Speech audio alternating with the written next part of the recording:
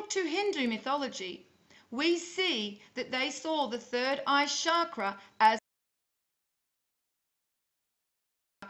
a gateway, for they believed that the spiritual energy from the external environments could enter their body through this gateway, and hence they take the utmost precaution in protecting it with spiritually positive protecting forces. The thalamus is the central hub for sights and sounds. The thalamus breaks down incoming visual cues by size, shape and colour, and auditory cues by volume and dissonance, and then signals the cortex.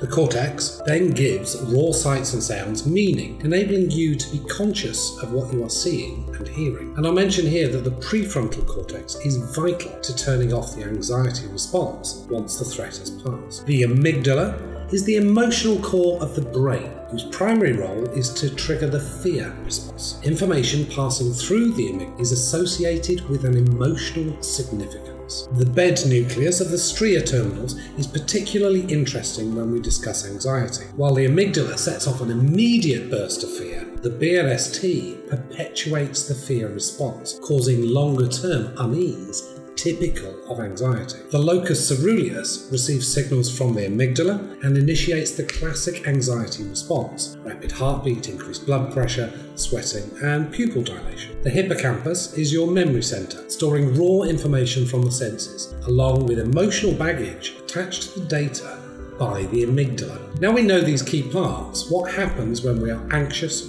stressed, or fearful? Anxiety, stress, and of course fear are triggered primarily through your senses. Sight and sound are first processed by the thalamus, filtering incoming cues and sent directly to the amygdala or to the cortex. Smell and touch go directly to the amygdala, bypassing the thalamus altogether. This is why smells often evoke very powerful memories or feelings. Any cues from your incoming senses that are associated with a threat in the amygdala, whether that threat is real or not, current or not, are immediately processed to trigger the fear response. This is the expressway.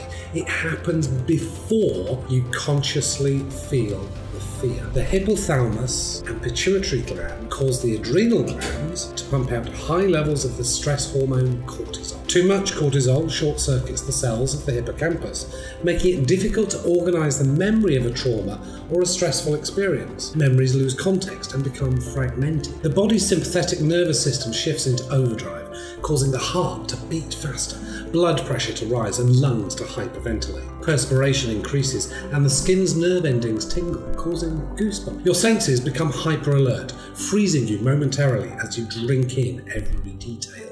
Adrenaline floods to the muscles, preparing you to fight or run away. The brain shifts focus from digestion to focus on the potential dangers, sometimes causing evacuation of the digestive tract through urination, defecation, or vomiting. Heck, if you're about to be eaten as someone else's dinner, why bother digesting your own? Only after the fear response has been activated does the conscious mind kick in. Some sensory information takes a more thoughtful route from the thalamus to the cortex. The cortex decides whether the sensory information warrants a fear response. If the fear is a genuine threat in space and time, the cortex signals the amygdala to continue being on alert. Fear is a good, useful response essential to survival. However, anxiety is a fear of something that cannot be located in space and time. Most often, it is that indefinable something triggered initially by something real that you sense, but that in itself is not threatening, but it is associated with a fearful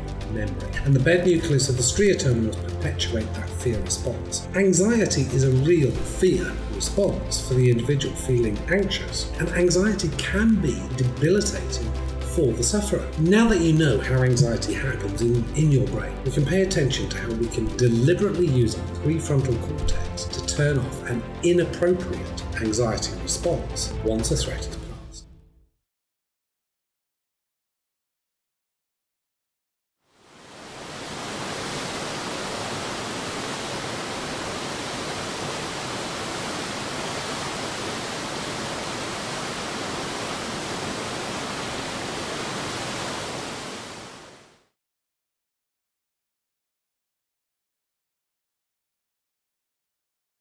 But you've got to do what you do, but you don't have to be so attached to it, do you?